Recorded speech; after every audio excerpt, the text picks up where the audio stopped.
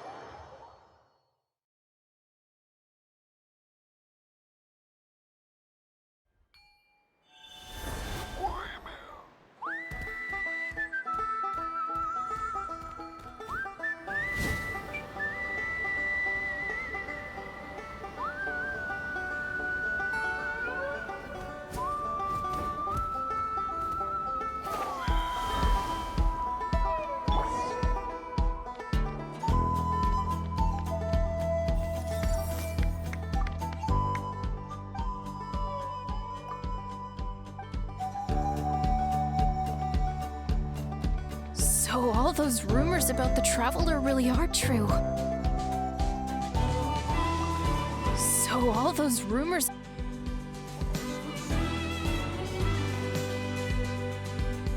Kochita's getting better, too!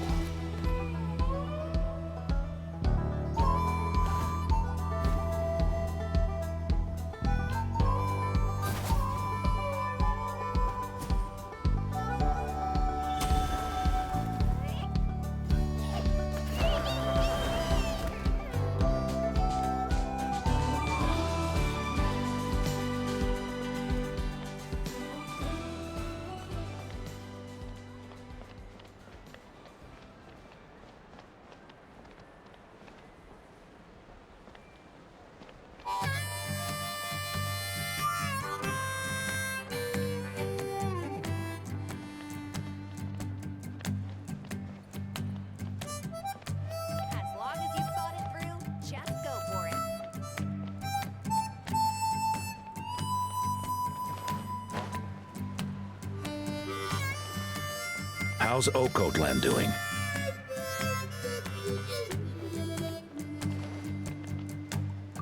How's Oak? How's Oak?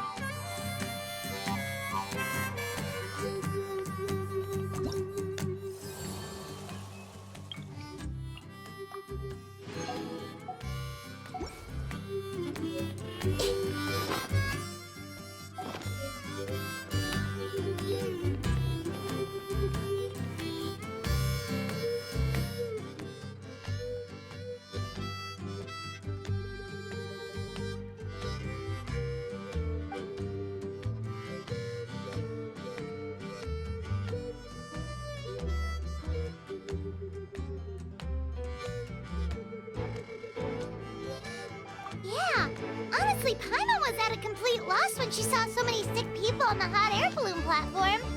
We only found a solution this time because you kept your cool and took control of the situation. You deserve most of the credit.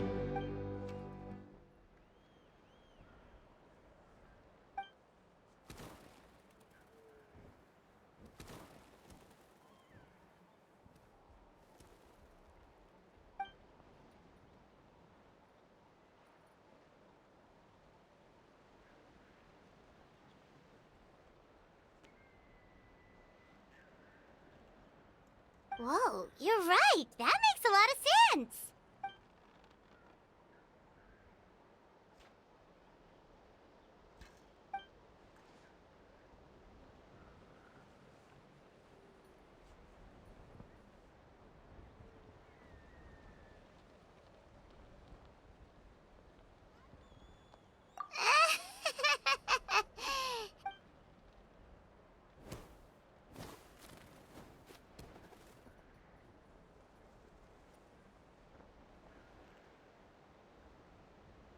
That sounds like something Paimon could do, but would that really change anything?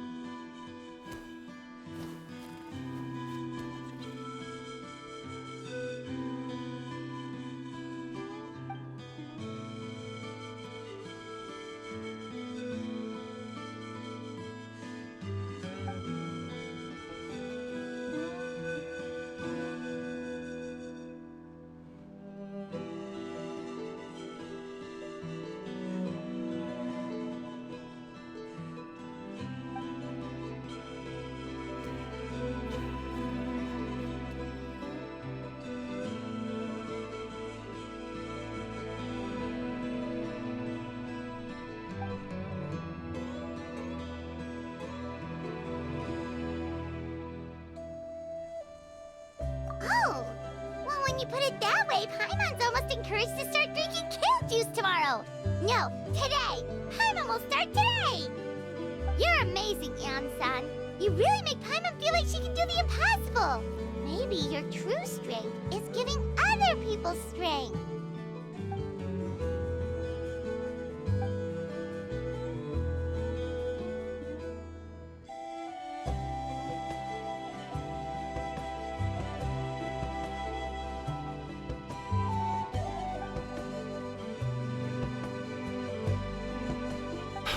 Eon-san! Bad news! Okotland is out of control!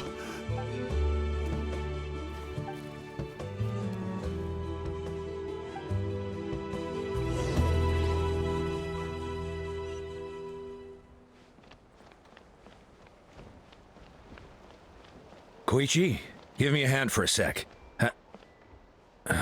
Right. Koichi's not... She's not here anymore.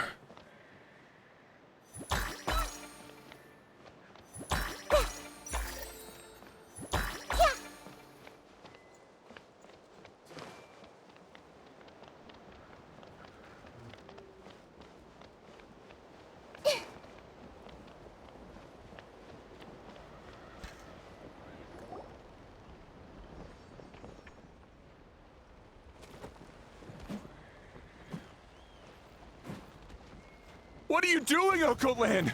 Wake up! Don't you recognize us, my boy? The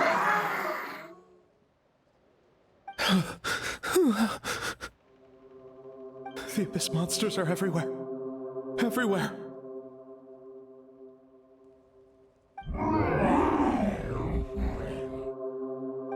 They've taken over the tribe. No corner is safe. Did we lose the battle? No. It's pointless to think about that now. A warrior only has one job. Fight until the very end. Careful! He's not himself! Okotland!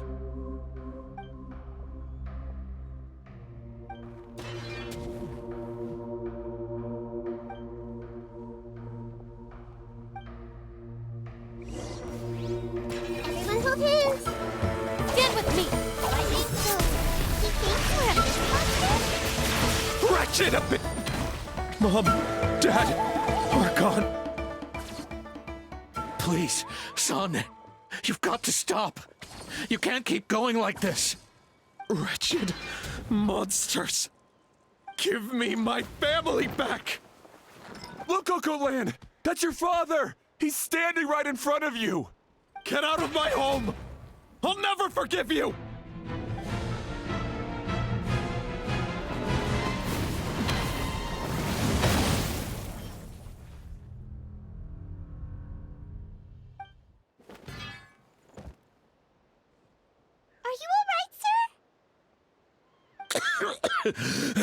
I'm fine.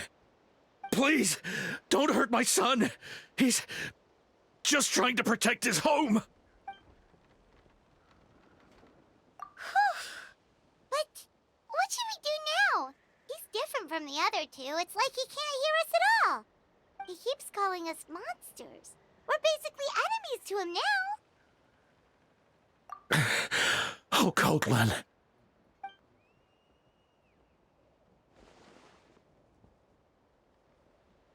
Abyssal corrosion syndrome.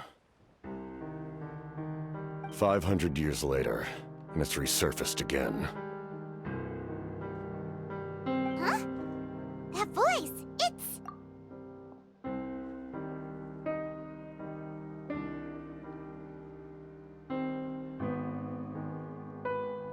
Direct contact with high concentrations of abyssal power causes irreversible mental trauma in most people.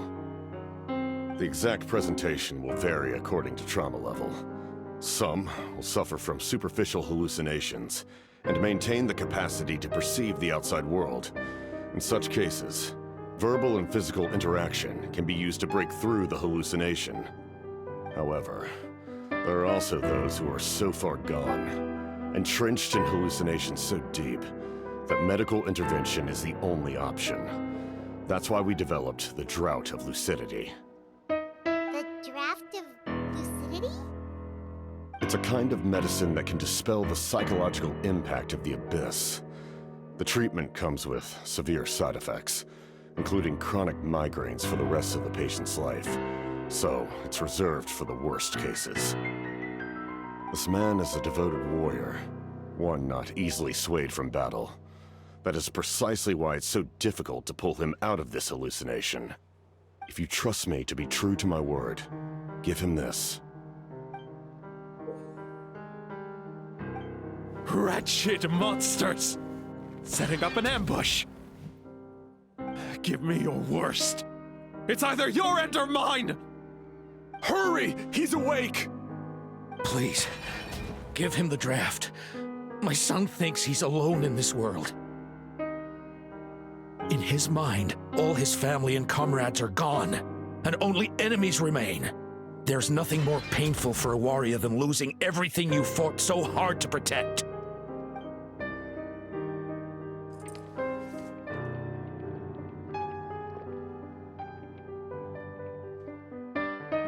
Monsters!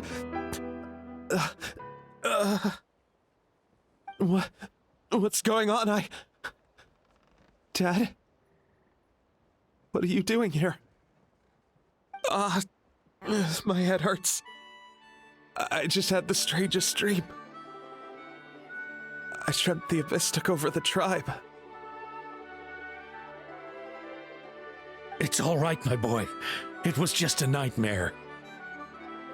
Let's go home. You need a good night's sleep. But first, I want to thank you for saving my son. May I ask your name? Just Capitano is fine. I owe you more than words can say, Mr. Capitano. My name is Mune. You're welcome in my home anytime. Time to go, son. Can you stand?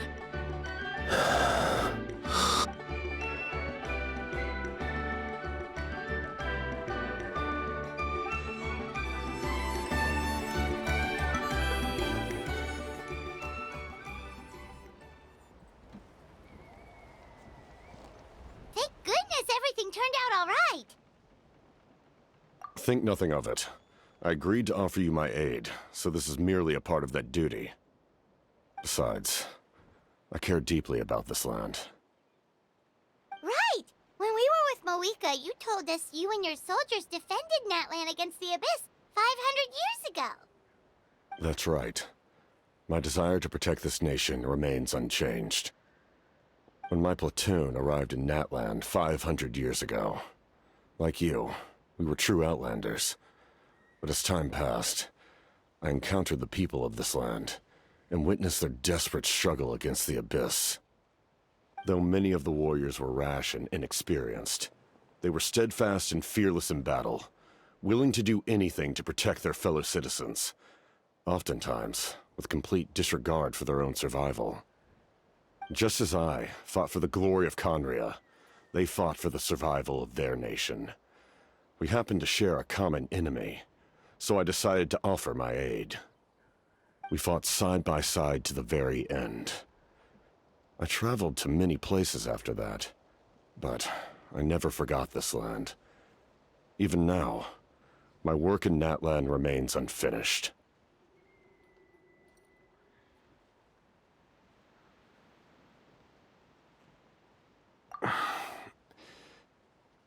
It may seem difficult to understand, but the reason is really quite simple.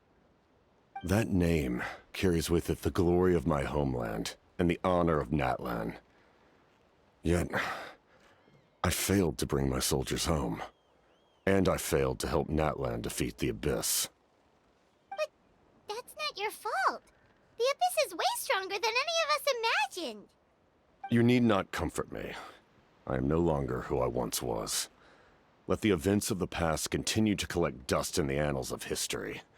I will continue to help Natlan in my own way. Like, with a draft of lucidity? Who knew you could make medicine? Were you a doctor before? The drought was Guthred's invention. He was a respected military doctor, as well as my trusted second-in-command.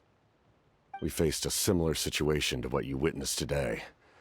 The endless battles against the Abyss triggered delusions among the soldiers, to the point where some attempted to kill each other.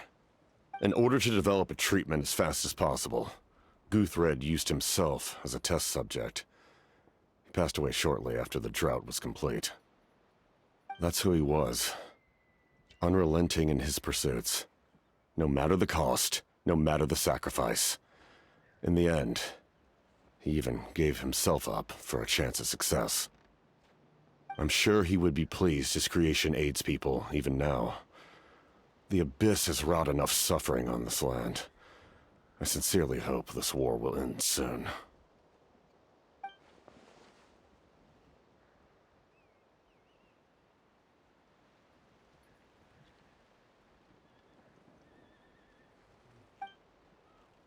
Stop worrying about other people's survival, about their losses and sacrifices. You just need to win. That must be why I've returned. For this moment. Please finish what you set out to do, Commander.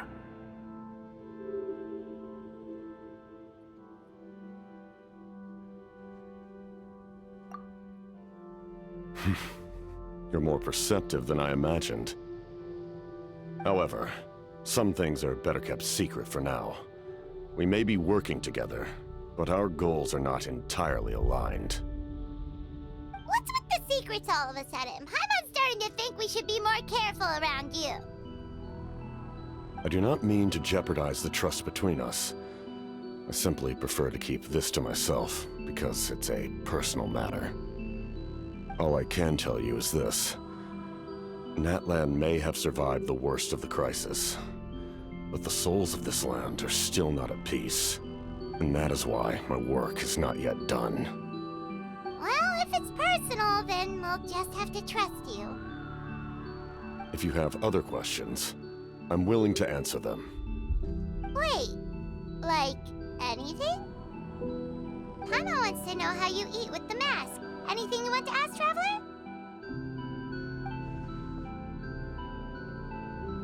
Natlan must pay the price for Mawika's use of the Ruler of Death's power.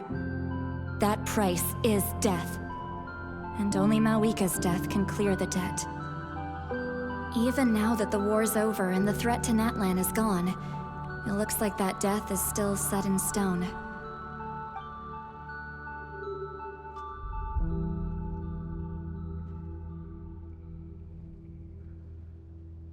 In the garden cultivated by the gods, flowers and weeds grow side by side.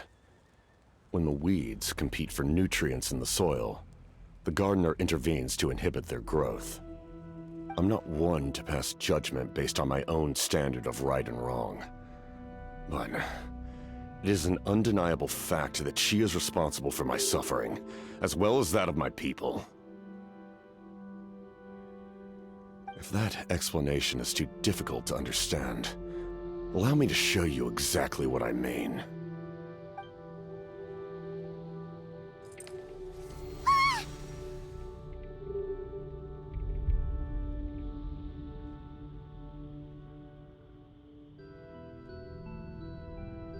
The ruler of death can freely define the form of death, or grant immortality to anyone she desires.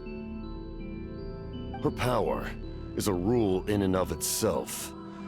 Faced with such an overwhelming level of power, it can feel hopeless to resist. But I am of the belief that, in this world, no destiny is unchangeable, no death inevitable, and no rule unbreakable.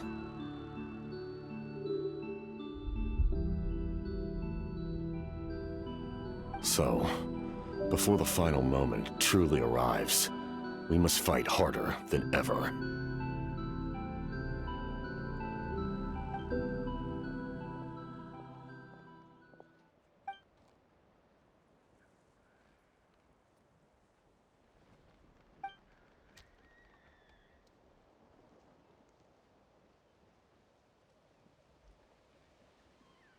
Oh, did something happen?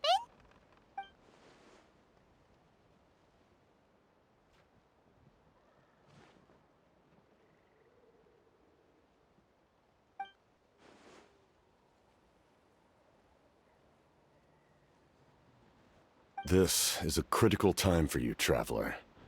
It's best not to delay, so let us end our conversation for now. Best of luck to you all. Goodbye.